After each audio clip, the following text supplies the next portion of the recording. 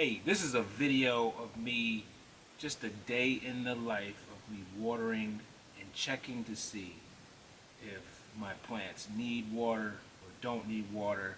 So this is just a video to show you the method to what I do what I do, when I do what I do, when I do it for TV.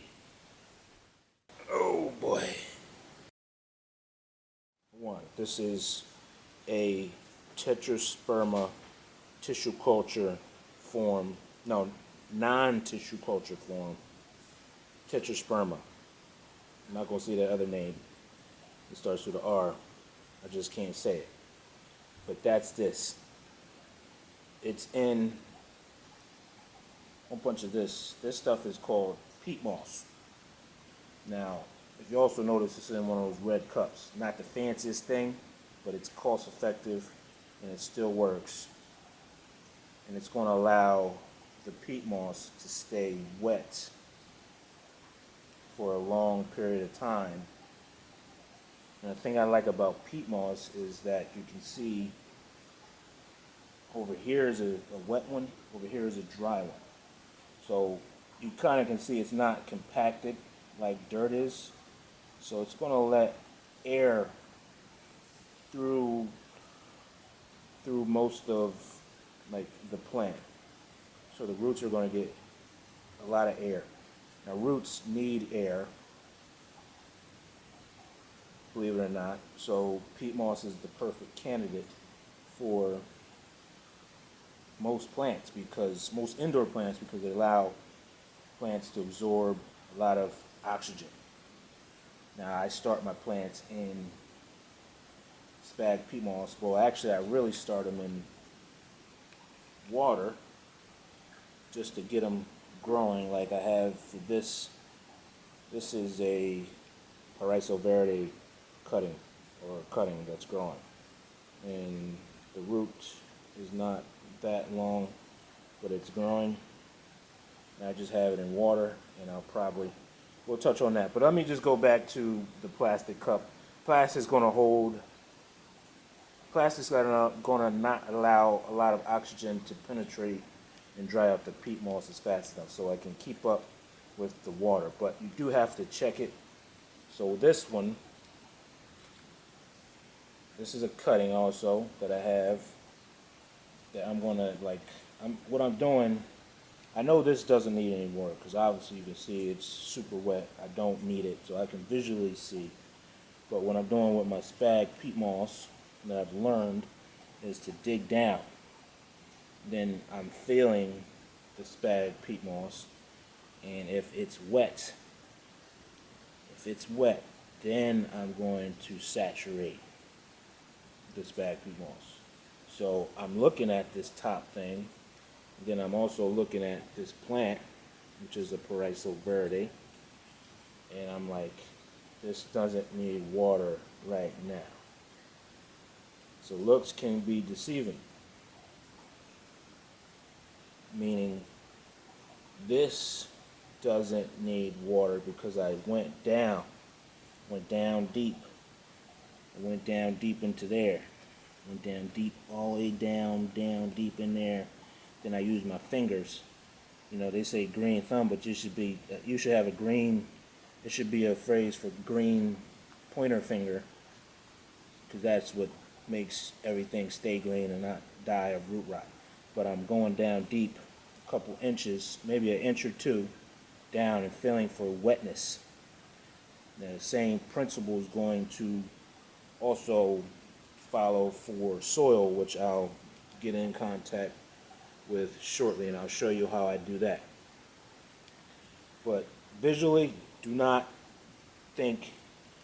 just come up to your plant and just look at the top and say it needs water, because you don't know.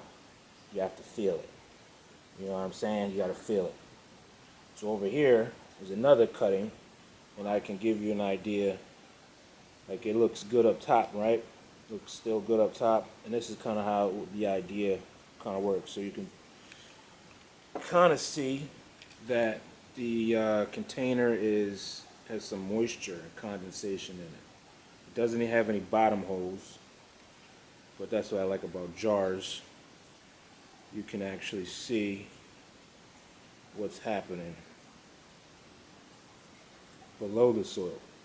So this is also a Paraiso verde cutting, and that's a root that's going down into the ground. And the jars give you the same kind of effect with a plastic cup, because it's going to hold, it's not going to allow a lot of air to penetrate to like it's not going to allow it to penetrate here, not like that thing will, like the terracotta pot. So it's pretty much solid. So this root, these roots are going to stay. There's another root right there popping out, looking all fuzzy and hairy. Let me get a good picture of that.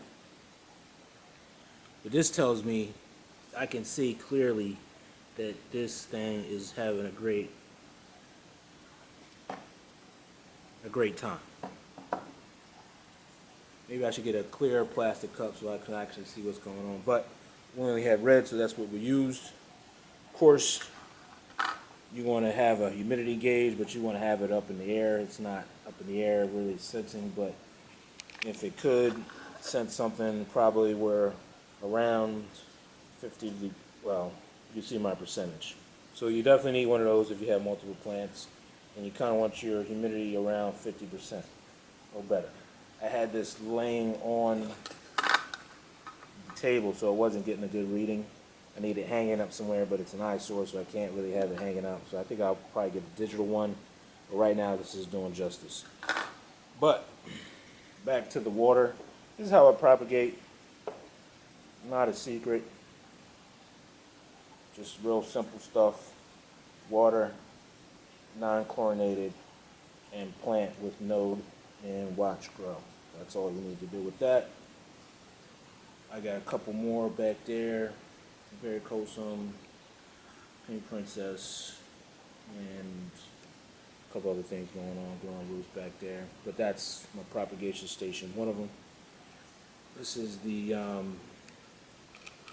how I do for the Melican Ricin. Now I've been watching my Melican Ricin, trying to get a good idea on how to make sure that this guy is, cause I'm digging. So you see I'm digging, trying to feel for moisture, and I'm feeling moisture. So at this point, since I'm feeling and I'm actually doing work, I'm not visually looking, I'm like digging down, feeling for moisture. I'm saying that this thing doesn't need water, but it's still on my radar. So I have to know, okay, you can use the tops. So since that and that look dry on top, they're going to most likely, we can all agree that these will be watered probably next week or within the next week. But right now they don't need water.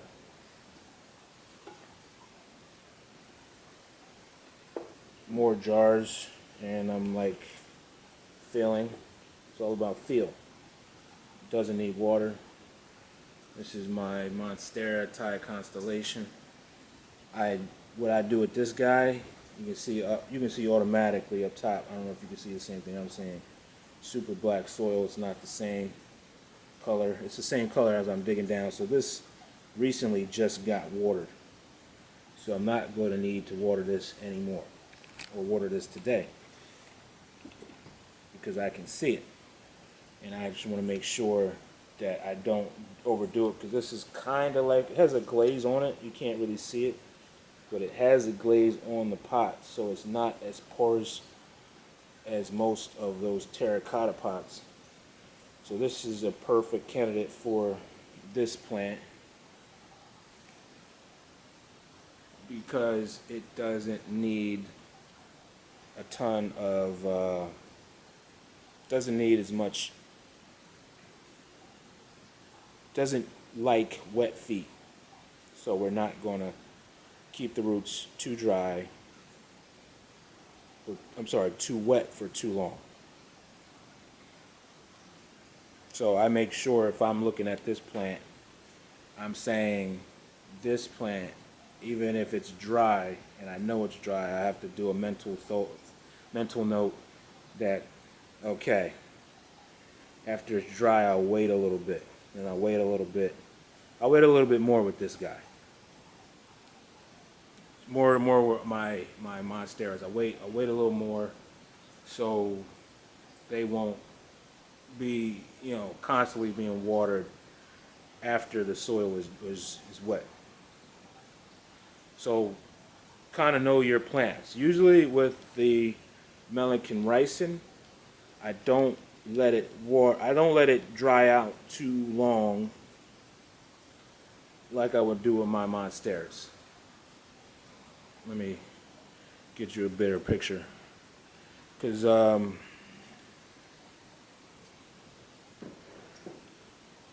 just trying to gauge this plant, and this is like its newest leaf, but trying to gauge this plant, I'm trying to make sure it just needs, I think this one utilizes water more.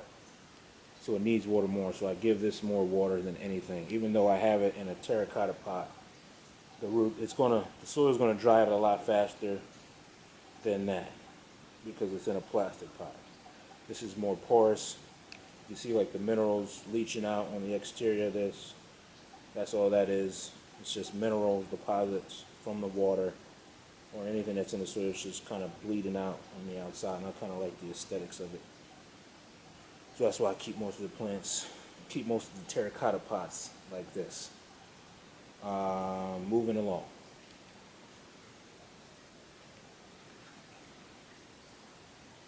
This is a jungle cactus, Salis. Been kind of, once you know your plant, and this is once again knowing your plant, will know what it likes. I let this one dry out also. I let it dry out. Maybe the same way I let that guy dry out. But that's also my conditions in my house. Ooh. I have, everybody's house has different conditions, different lighting, different sources of different types of plants. Everything's always different. Might be some similarities, but the difference is where you also have to understand that you have to check your plants physically, visually and physically, and then you can say it needs to be watered. So that's pretty much it in a nutshell. That's okay. I'm not going to water this guy. The Melican ricin with the new leaf, documented. We're going to go down to my lower shelf here. It's bending a little bit. I don't like the way that bend is on my Pilea. So I'm going to just twist it around. We'll make a little twist. Matter of fact, twist it this way so it can kind of bend back straight. I'm going to do another twist. Make it do a hard bend because we're getting most of the leaves pointing that way. We don't want that. We want full. I'm just trying to train this plant. So I rotate it. Now my Pilea, I can sometimes visually see that it needs water because you can see that leaf there is drooping down. That one's drooping down. But we got some of them that are kind of more straight like. So Pileas give you that visual. They tell you. Like sometimes they just tell you. But you also just got to dig down and just check. Because you don't want to overdo it. Just because they're kind of looking like it. You still want to check. Rocks are in there just for like a little reason. There's a rhizome right there. There's that rock. This thing is just packed like rhizomes. I don't feel that it needs more. I don't feel that it needs water.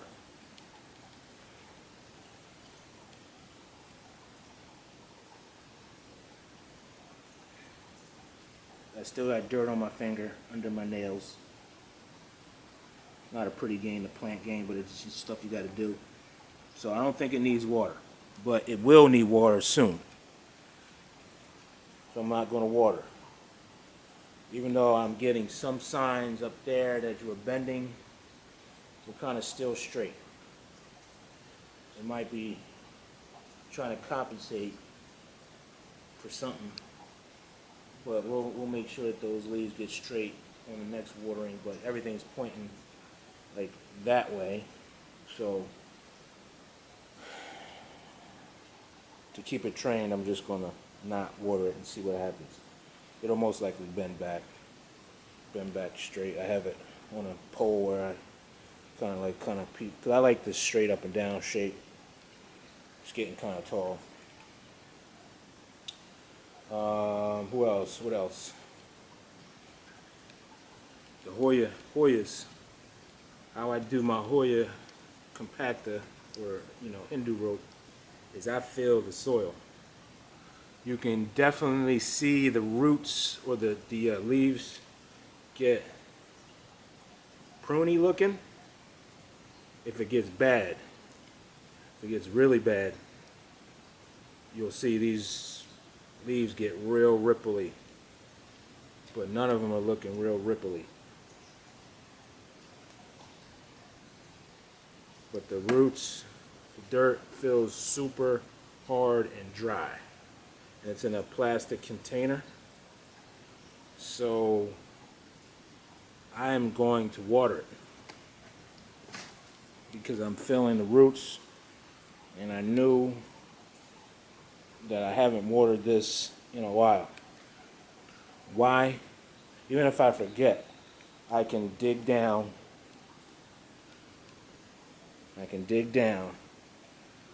Dig on down and feel that this thing needs water. Even though it's showing me that it's okay. Still got to do that check. Going below. This is a ZZ plant. ZZ plants have like a storage system. They really don't need a lot of water because they're holding that water in these buildups, these little balls down there. That's how they equipped. This is what the gifts they're given to hold water. I have it in a cash pole. Look at that. We got roots popping down below. So this thing is really getting out of its container. So we'll have to make a mental note that this will need to get repotted soon. This is I believe this is original container since I got it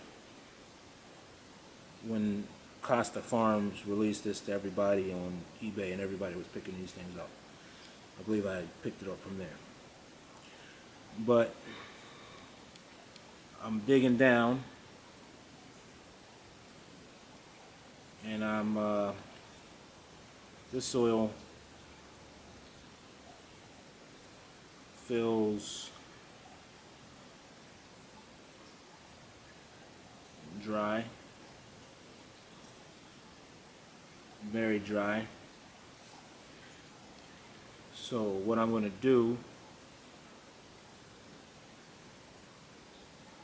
and I'm also feeling right now, I'm feeling, because I see that bad boy, I see him leaning.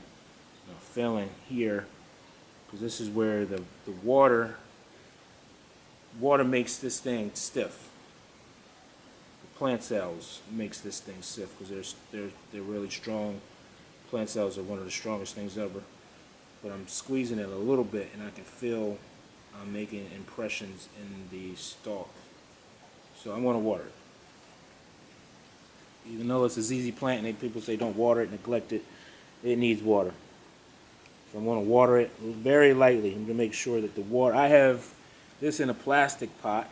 I don't want the water to sit in this plant, on this planter, or sit in that cash pole. So I water it. I just pour water on top. I don't bottom water, and we'll get to that soon. I don't bottom water. With this one, I know I just pour water on the top. Let it dry. Let it sit in like a container like this, and I let it empty out. Then I put it back in there, and then we're all good. So I'm going to water this. I'm going to leave this on the side. This is a aloe marlathi. I got this thing when I started doing the YouTube thing. I got this thing, and I'm always, I don't know, something about this plant. It's one of those plants that I had to have. I got this at ShopRite, believe it or not, and it's doing great, if you can see. Has like a little pattern. I'm hearing these things are big in Australia. They go super huge in Australia. Hopefully I can get this thing big. But I'm feeling it. And how I do the aloe marlathi, I feel it. And if it's not turgid or it's not squeezing in, it doesn't need water. Because this, the thick leaves holds the water. Not the roots, like this guy. Not like those little balls, but the leaves hold the water and not the roots. So that's my thing, is I just squeeze and see how tough it is, and if it's tough, it doesn't need water. Moving along. Oh boy. Now once again, I'm not an expert. If I miss something, let me know in the comment section below. I can answer anybody's questions. Or if you want to comment, and you can definitely feel free to do that. I appreciate your comments and your chat, your feedback. But hopefully I shed a little bit of light on watering. But main thing that it comes down to is an understanding of your plant. Because all plants are different, just like my aloe marlathi in the ZZ plant. One holds water in the leaves, the other plant holds water in the root system. They're both designed to adapt. They adapt to like harsh environments, really sunny, dry environments. That's why they can hold a little water a little longer than most of these other plants. But like my ones in spag peat moss, like my philodendrons, and all those sexy looking roots there that this thing is popping out of. When you got them in peat moss, that's a whole nother environment. It's going to dry out super fast. So if I don't have any of my peat moss solely in a terracotta pot, because it's just going to dry out too fast. So I only have it in plastic containers. So what I do is I make sure that those plants that are going to be in the plastic containers can deal with water, stay in there slightly longer than other plants. But it's, like I said, it's general knowledge of your particular plant. So research your plant, figure out what it needs, and visually and physically check to see if you need to water it. Don't go by the rules.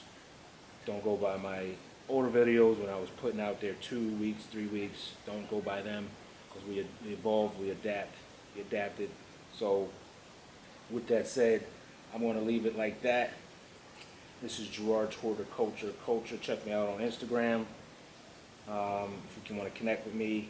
And don't forget to hit that like and subscribe button and share it with other people that may need this video. Hopefully I've opened up somebody's understanding of plants. That's the goal. Other than that, keep growing.